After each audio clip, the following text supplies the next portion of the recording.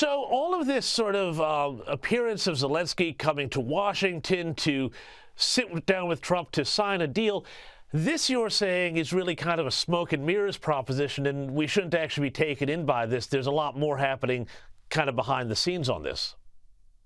Exactly. I mean, we know that with President Trump is a very unconventional leader, right? And he's a master negotiator. And what that means is that he needs to keep all the parties engaged, but he needs them to calm down. Zelensky has been trying, by speaking to the media, he is basically undermining President Trump's position. The Europeans are also all alarmed because they haven't been included in the talks in Riyadh when the U.S. team met with the Russian team. So Macron the French president, has been conducting emergency meetings. President Trump is trying to calm everyone down, right, to calm all the tensions. So he has held 3 critical meetings this week. He met with Macron. He met with the UK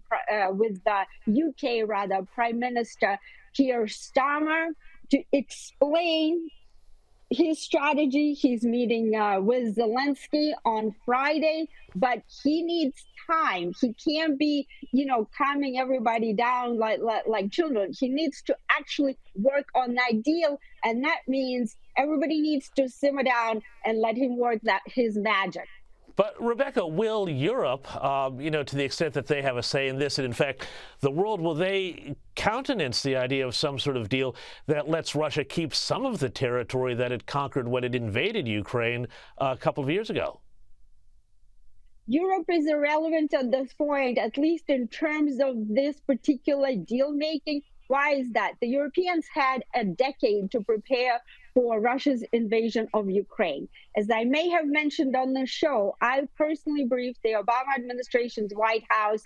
I briefed the European Command. I briefed NATO in 2013, just months prior to Putin's invasion. And I explained to the 28 nations at that time in Brussels, Belgium, what Putin's mindset was, what his plans were, Russia's warfighting strategy. The Europeans chose not to step up to the plate and not to beef up their force posture, not to transition their military-industrial complex on a wartime footing in order to be able to produce sufficient quantities of weaponry needed to prosecute that war, even though it's a proxy war. So as a result, the NATO the NATO chairman himself, Rutte, just acknowledged that Russia is now producing in 1 month more military hardware than the entire NATO alliance is making in 1 year. So Trump is a realist, and the Europeans have no say in this. They need to start boosting their defense contributions to 5% of their GDP so that they can actually be a formidable deterrent force to Putin. Right now, they're not a deterrent. This is exactly why Putin has invaded. So, no, they don't have a say at this point. Rebekah Koffler, thanks so much. And, I do remember in Obama 2014 telling Europe pretty much exactly what you just told me, and I suspect your briefing may have had something to do with that.